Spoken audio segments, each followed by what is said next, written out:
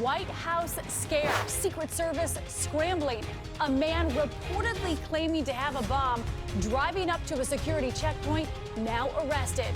This after two other incidents, one just hours earlier, and that alleged White House fence jumper prowling the grounds. The brand new concerns this morning. Ready to testify, the FBI Director James Comey set to tell Capitol Hill what he knows about President Trump's wiretapping claims and whether Team Trump may have colluded with Russia to influence the election. The huge implications for the administration. Busted, a March Madness stunning upset. The #1 overall seed, Villanova, falling to Wisconsin in the second round. Plus, the foul that was not called. Did it cost Northwestern the game? The fans feeling the agony of defeat. And this morning, we are remembering Chuck Berry, the founding father of rock and roll. Maybelline, why can't you be true? Oh, Maybelline. He influenced a generation with his signature sound and dozens of classic hits. Go, Johnny, go, go, go. A legend, a pioneer, and an inspiration. Live from ABC News in New York, this is Good Morning America. And good morning, everybody. Sam and Adrienne are back. We want to thank all of you for joining us as we head into a pivotal week in the young but action-packed presidency of Donald J. Trump. Yeah, there are three key events looming this week. Tomorrow, the FBI Director James Comey is going to make a dramatic and critical appearance before the House Intelligence Committee, in which he will likely be asked to publicly refute President Trump's unfounded claims that he was wiretapped by his predecessor, President Obama. Also tomorrow, confirmation hearings begin for President Trump's Supreme Court pick, Neil Gorsuch. And Thursday, the House is set to vote on the health care bill to repeal and replace Obamacare. So as we said, huge week, and all of this is playing out against a series of security breaches at the White House itself. Overnight, a man was detained at a checkpoint near the White House driving a car that was deemed suspicious. You can see it right there. And just last weekend, remember, a fence jumper managed to spend nearly 17 minutes on the White House grounds before he was apprehended. ABC's Gloria Riviera kicks off our coverage from Washington this morning. Good morning, Gloria.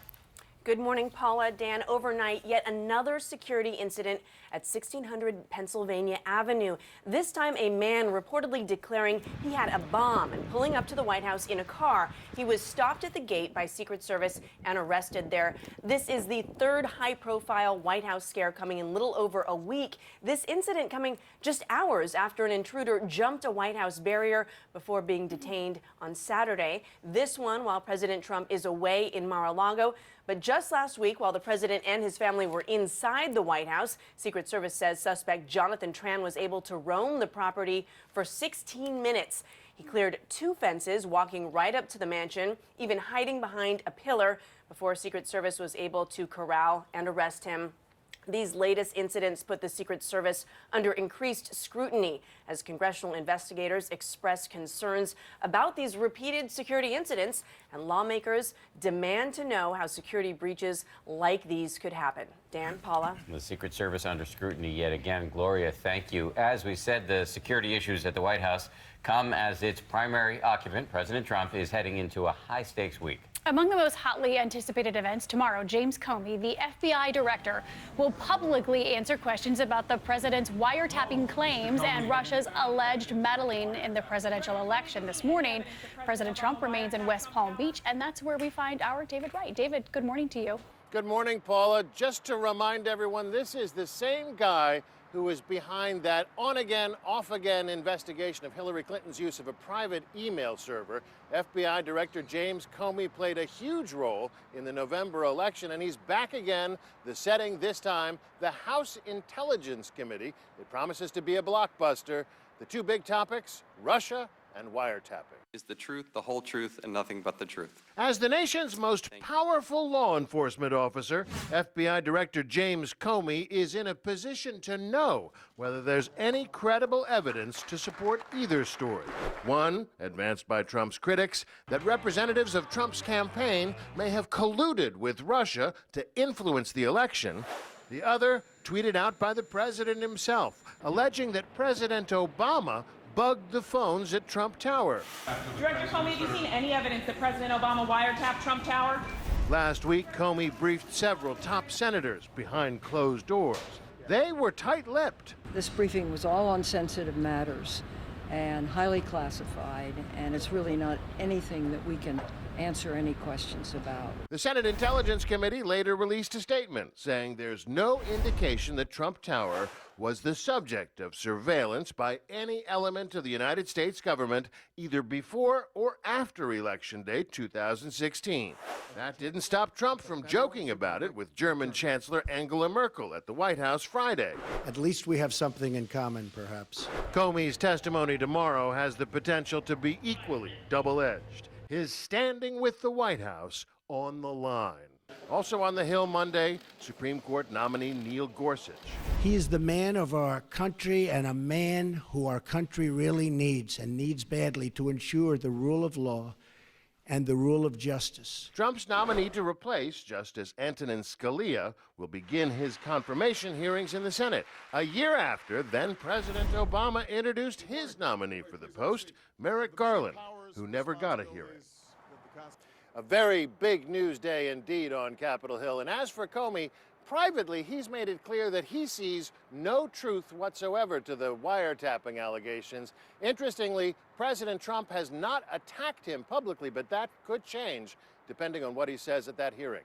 Dan, Paula? David, as you said, it's going to be a huge news day, so let's bring in ABC News chief anchor George Stephanopoulos, who's going to be hosting This Week later this morning. Good morning. Good morning. How's it Good going, morning, guys? George. So what's at stake with this hearing tomorrow? President's credibility, flat out. I mean, he's made this claim 2 weeks ago, 15 days ago, that he was illegally wiretapped by President Obama. That is not true. It is false. He has not been told that by his attorney general, by the CIA director, by the director of national intelligence. We know, as David said, that Director Comey has privately told the Justice Department he has no evidence for it either. The big question tomorrow is, what is Comey going to say publicly? How directly will he take on the president in an open session? If he does, the next question is, how is the president going to respond? Will he finally back down and apologize for his statement? Will he take off on Comey? Will he even go so far as to fire Comey? We just don't know at this point what the president is going to do. In the face of all this evidence over the last 15 days, he has simply not backed down. So much intrigue. It should be riveting. We also mentioned the Supreme Court hearings for Neil Gorsuch will begin tomorrow. He's been the beneficiary of vast bipartisan support in the past. But do you think Democrats are going to be aggressive? Do you expect him to still get the nomination? I think they're going to ask a lot of aggressive questions. I think in the end, the question is how many Democrats will actually vote for him, or will they be united in opposition? In the end, I don't think it's going to matter even if Democrats are united in opposition. The Republicans have made it very, very clear that they will change the rules and allow him to be passed by a majority of 51 senators, and there are enough Republicans to do that if the Democrats maintain the opposition. As you watch the hearings go forward, Democrats will be raising a lot of questions. What we're going to watch for is whether some of those Democrats say, you know what, he's about as good as we're going to do. He's qualified for the job. We'll vote for him. The other big event looming this week that we've mentioned is Thursday's vote on repealing and replacing Obamacare. This is in the House. It still has to go to the Senate. What's the state of play on this legislation? It's still in flux. The House leaders say they want to vote on it this week. They're having some trouble getting the vote so far. President Trump has brought in several of the reluctant conservatives. He's changed some no's to yeses so far, but it doesn't appear yet that the majority is there. We'll see if they can get there. They're probably not going to schedule the vote unless they have a majority, but that then leads to the next set of questions.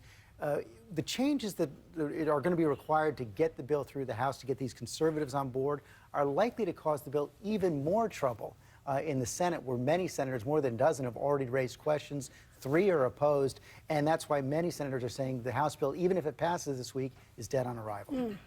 George Stephanopoulos, always great to have your analysis on a Sunday morning. We really appreciate it. I want to remind everybody, George has a big show this morning. He's going to go one-on-one with the Health and Human Services Secretary Tom Price and Senator Rand Paul about the Republican health care plan. Plus, ahead of tomorrow's pivotal House Intelligence hearing, he's going to talk to 2 key committee members. It's all coming up on This Week right here on ABC. We want to go overseas to France now, where Paris's Orly Airport has reopened and flights have resumed. And we're learning new details about the suspect's radicalization, what may have motivated him to tackle a soldier, which led to a chaotic airport scene. ABC's Lama Hassan is in Paris with what authorities are saying about the suspect. Lama.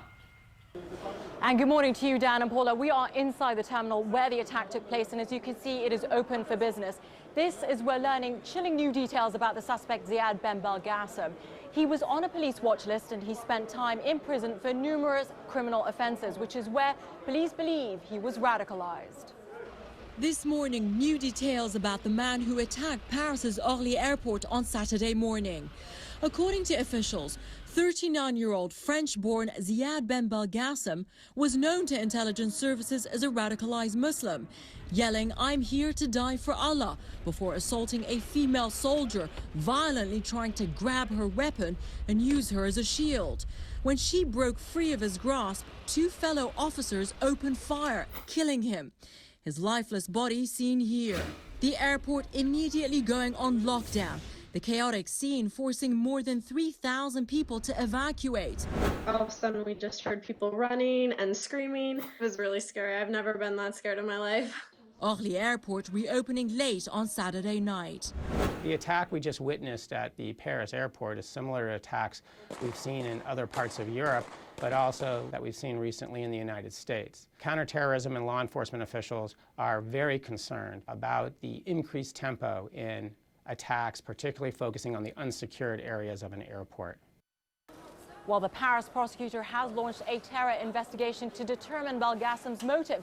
This as his father spoke to a French radio station this morning, claiming his son was not a terrorist, but was a drug addict. Dan, Paula? All right, Lama, thank you. We want to send things over to Ron Claiborne. Always a good morning when we get to check in with our Thank you very friend, much. Ron. Good morning to you, Paula, and Dan, Adrian, and Sam, back for more. All right. I admire you. That's tough. And good morning, everyone. We're going to begin in North Korea, where the country's leader watched a test of what was billed as a new, more powerful rocket engine on Sunday. Kim Jong-un calling this, quote, a new birth of the nation's rocket industry. The test comes just hours before U.S. Secretary of State Rex Tillerson wrapped up his 3-day Asian trip.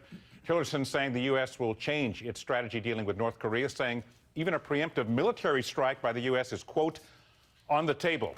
And breaking news overnight in Baton Rouge, Louisiana, where a sheriff's deputy was fatally shot while conducting an investigation at a barber shop in a strip mall with another officer. The suspect in that investigation was also shot. He is being treated in an area hospital. Police are not releasing the name of that slain officer. And in Tennessee, the search for 15-year-old Elizabeth Thomas and her school teacher who was suspected of kidnapping her, that has now been extended nationwide. Saturday night, friends and family holding a vigil, praying for the girl's safe return. The teen and 50-year-old Tad Cummings last seen on Monday in separate locations. And in North Dakota, a big legal blow to those trying to stop oil from being transported through the Dakota Access Pipeline. On Saturday, an appeals court denying an emergency order requested by the Standing Rock and Cheyenne River Sioux tribes to stop the oil from being sent through the pipeline, which passes through their traditional land. The pipeline could now begin operating as soon as tomorrow. And in Rockville, Maryland, firefighters searching the rubble of a house that exploded on Friday say they have found a body inside. Security camera showing the blast. Look at there, leveling the house, also damaging 10 neighboring homes. That explosion felt miles away. Police not yet identifying the victim found in that rubble. And take a look at what seems like an impossible shot. Saturday night's Colorado Avalanche Detroit Red Wings hockey game in Detroit. The Avalanche, look at that. The Avalanche defenseman passed the puck and went right through that small opening there for the TV camera, the protective glass. Ended up hitting a fan. You see him there in the stands. Oh, no way. He was bruised, but we believe that he will be fine. He didn't even spill his drink. Well, now that's the most impressive feat right there. Priorities. Priorities.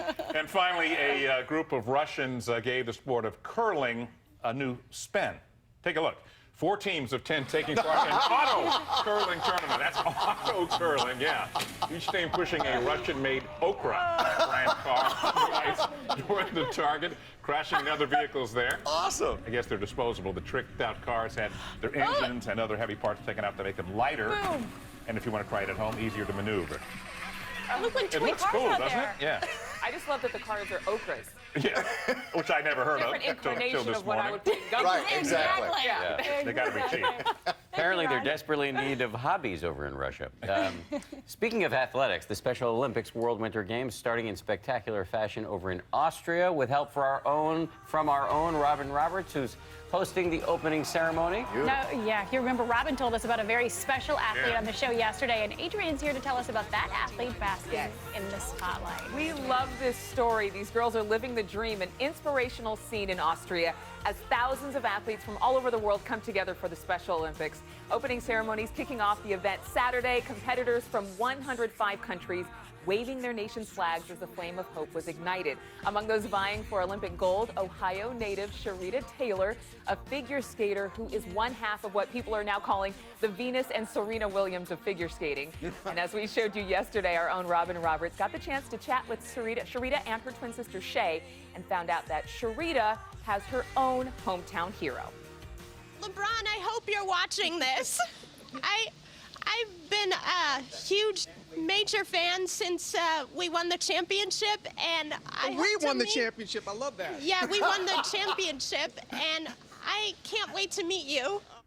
You know what? LeBron got the message, tweeting, Awesome. love seeing Cleveland represented. Good luck. Hashtag strive for greatness. I'm so glad that LeBron sent a message to her because, I mean, think about it. She's living the dream herself. Yeah. She's representing her family, and now her hero contacts her. That's so really life could not get any better for this girl. No. That is such a great story. Thanks, Adrian, for bringing No that problem. to us. And a reminder, everybody, our special coverage of the Special Olympics World Winter Games continues today, 2 o'clock, right here on ABC. 2 Eastern time, by the way. 2 Eastern, that's right. Thank Yes. you, Ron. Unless you Always wanna on the convert to always Guam. on. My mom's in L.A. He's going Okay. to convert it to Guam time for us soon. He does. Time for the weather, time. and we have a huge ringer in this weekend. Sam Champion in for Rob. I can't believe we were able to get you to do this. It's This is so amazing. nice. Can't believe you came back. Yeah. Yes. Again. No, I actually had It's so the much second fun day. yesterday. Let's do it again. Hey, no one likes stale snow. So guess what we did for DC this morning? Just put a little light, fresh coat on it. Okay. Just a little touch-up, DC. We'll show you some images this morning, but very, very light. You had to go near Baltimore to get about a ½ inch of collection there. This system winds up and pulls away, but the one thing I want to tell you, so a little bit of West Virginia, a little bit of Delaware, you've got to be careful on the roads this morning. It winds up and drops a little wind and snow on the Cape toward Nantucket, Martha's Vineyard later on this afternoon. Let's get to the big story, though, and that is the big shift in heat and where it goes. We had another day of record high temperatures yesterday. We'll have another day today in the west, and then that heat will slowly start to shift a little bit to the east. Now, in the next half hour, we're going to tell you who gets spring-like heat and who doesn't. That's the weather around the nation. Here's what you can expect this morning.